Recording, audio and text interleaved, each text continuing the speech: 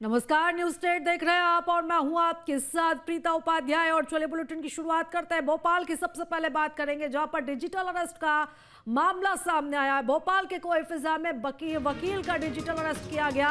Advocate Shamsul Hasan को करीब 3 घंटे तक डिजिटल अरेस्ट करके रखा। पुलिस मौके पर पहुंची है और यहां पर पीड़ित को बचाया गया है। ठगों ने खुद को लखनऊ एटीएस का अधिकारी बताया और हसन को पहलगाम हमले का दोषी बताया। डराया धमकाया पूरे परिवार को और इसके बाद घबराए परिवार ने पुलिस को सूचना दी। पुलिस मौके पर पहुंची और पुलिस ने साइबर फ्रॉड होने से रोका, साथ ही ठगों का नंबर भी ब्लैकलिस्ट कर दिया गया है। तो ये मामला सामने आया है राजधानी भोपाल से, जहां पर पुलिस की सूझबूझ की वजह से और परिवार की तत्परता की वजह से एक बड़ी ठगी होने से यहां पर रुकी है। और इसी के साथ ही अब इस पूरे मामले की तफ्तीश की जा रही है। एक वकील को निशाना बनाया गया था, उसे झांसे में लिया गया था। 3 घंटे तक डिजिटल अरेस्ट करके रखा, ये धमकाया गया, दोषी उसे बताया गया। इसके बाद घबराए परिवार ने पुलिस को सूचना दी। पुलिस मौके पर पहुंची और तुरंत इस मामले में एक्शन लिया गया है। खुद को एटीएस का अधिकारी बताकर कॉल किया था और यह आरोप लगाया था, ये धमकी दी गई थी कि पहलगाम हमले का आरोपी है पीड़ित परिवार, और ऐसे करके लगातार धमकाया जा रहा था। दोषी बताया ठगों ने और दोषी बताकर परिवार को लगातार डराया जा रहा था, धमकाया जा रहा था। लेकिन यहाँ पर परिवार की तत्परता की वजह से एक बड़ी ठगी यहाँ पर होने से रुक गई है। पुलिस को तुरंत सूचना परिवार ने दी और इसके बाद इस फ्रॉड को समय रहते रोक लिया गया है। तो एडवोकेट शमसुल हसन के साथ ठगी की वारदात को अंजाम देने की कोशिश की गई थी। ठगों ने खुद को लखनऊ एटीएस का अधिकारी बताया था। भोपाल के कोई फिजा में वकील ने डिजिटल अरेस्ट किया था। एडवोकेट शमसुल हसन को करीब 3 घंटे तक डिजिटल अरेस्ट करके रखा गया था। तो भोपाल से डिजिटल अरेस्ट का मामला सामने आया है। आपको बता दें कि ये ठग नए नए तरीके ईजाद करते हैं और इस तरीके से लोगों को अपने झांसे में लेकर उनकी डिटेल्स निकालकर उनके ऊपर दबाव बनाकर ठगी की वारदात को अंजाम देने की कोशिश करते हैं। इससे पहले भी राजधानी भोपाल में ये मामले सामने आए हैं जहां पर लाखों रुपए की ठगी की गई। इसी तरीके से लोगों को झांसे में लिया गया और उनके साथ ठगी की वारदात को अंजाम दिया गया। जब तक लोग समझ पाते हैं कि उनके साथ ठगी हुई है तब तक काफ़ी देर हो जाती है। लेकिन यहाँ पर परिवार की तत्परता की वजह से एक बड़ी घटना होने से रुकी है। यहाँ पर परिवार ने समय रहते पुलिस को सूचना दे दी। पुलिस मौके पर पहुंची और तत्काल इस मामले में एक्शन लिया गया है। अगर परिवार तत्परता नहीं दिखाता तो लाखों रुपए का चूना अब तक ठग लगा चुके होते और इस परिवार को ठग चुके होते।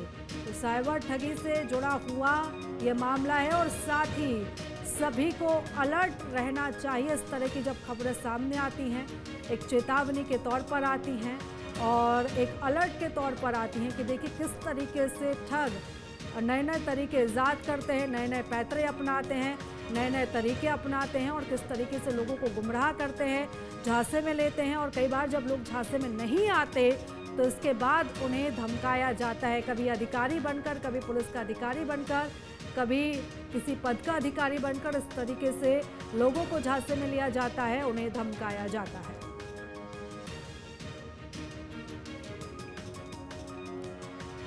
और चलिए इस खबर पर ज्यादा जानकारी लेंगे। हमारे सहयोगी अतुल हमारे साथ जुड़ चुके हैं। अतुल, एक और बड़ी वारदात राजधानी भोपाल में होने से बची है।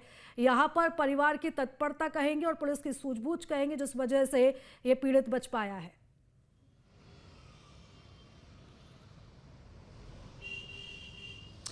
देखिए बिल्कुल प्रीता, जिस तरीके से सूझबूझ के साथ पीड़ित बच गया, लेकिन इस बात से इनकार नहीं किया जा सकता। प्रीता, इस बात को समझना होगा कि जो पीड़ित थे, जो वकील थे, लेकिन वकालत करने के साथ साथ अगर 3 घंटे तक वो डिजिटल अरेस्ट रहे तो इस बात को समझ सकते हैं कि किस तरीके से जो आरोपी थे या डिजिटल जो वारदात को अंजाम देने वाले लोग थे, उन्होंने किस तरीके से हुसैन को जो है अपने झांसे में लिया होगा, क्योंकि शमसुन हुसैन वकालत करते हैं और लंबे समय से इस बात को समझ रहे थे कि डिजिटल अरेस्ट किस तरीके से किया जाता है, लेकिन लगभग 3 घंटे तक वो इस बात को समझ नहीं पाए कि उनके साथ फ्रॉड होने की कोशिश की जा रही है। आरोपियों ने अपने आप को एटीएस का बताया, एटीएस लखनऊ का बताया, और जो वकील हैं उनको इस बात की दबिश दी गई, इस बात का आरोप लगाया गया लगातार ऑनलाइन उनके ऊपर कि पहलगाम जो हमला हुआ है वो साजिश में उनका हाथ है।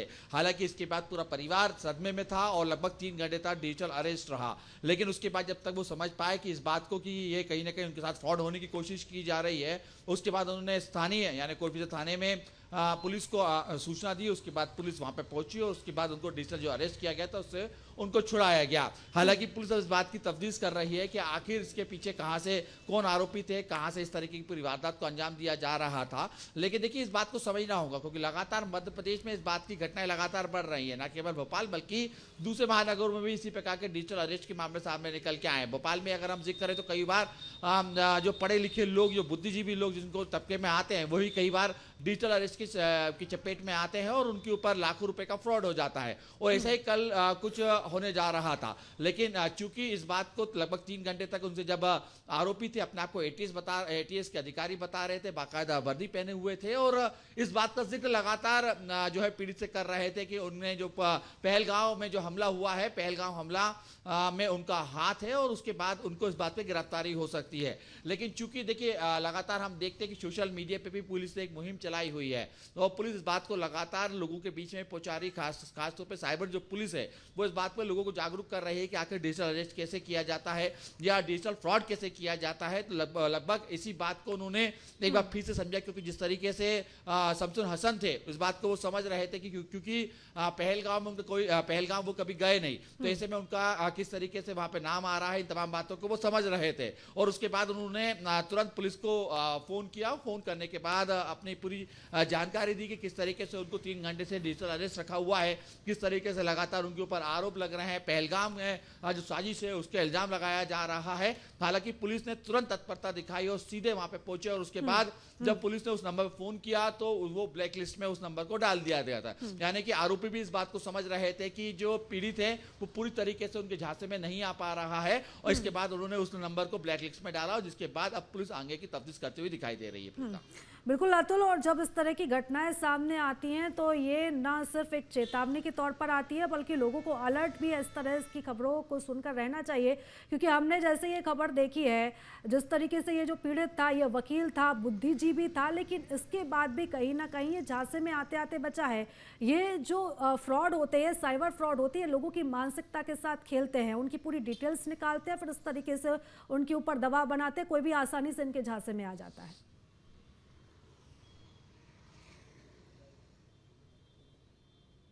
देखिए बिल्कुल प्रीता, क्योंकि देखिए अगर वकालत व्यक्ति कर रहा है तो इस बात से इनकार नहीं किया जा सकता कि क्राइम और क्रिमिनल के इर्द गिर्द उनकी जिंदगी कटती है, क्योंकि अदालत में उनका जाना हो, तमाम इस तरीके की पेचीदगी वाले जो है मामले वो लगातार देखते आए हैं। और देखिए क्योंकि ऐसा पहला मामला नहीं है भोपाल में किस प्रकार का कोई पहला मामला हुआ। इससे पहले हमने देखा कि किस तरीके से बीएचईएल के अधिकारी थे, उनके लाखों रुपए का उनके साथ फ्रॉड किया गया। इसके अलावा कई ऐसे लोग थे जिन पे हजारों लाखों रुपए का डिजिटल अरेस्ट करके फ्रॉड किया जा चुका है। लेकिन उसके बावजूद 3 घंटे तक डिजिटल अरेस्ट रहना अपने आप में इस बात को संकेत दे रहा है प्रीता कि जो शातिर बदमाश थे या शातिर जो ठग थे वो किस तरीके से लोगों की मनोविज्ञान के साथ खेलते हैं और किस तरीके से उनके दिमाग पे हावी होते हैं। क्योंकि 3 घंटे तक किसी को भी डिजिटल अरेस्ट रहना अपने आप में एक बड़ी बात है। और खासतौर पर वो व्यक्ति जो वकालत करता है, जो खुद वकील है, जो लोगों को सलाह जो है जागरूक रहने की सलाह देता है और किस तरीके से कानून का पालन किया जाए, कानून की क्या पेचीदगी है वो लोगों को बताता है। और ऐसे में उसके साथ ही इस प्रकार का डिजिटल अरेस्ट होने की कोशिश की गई, लगभग 3 घंटे तक उसको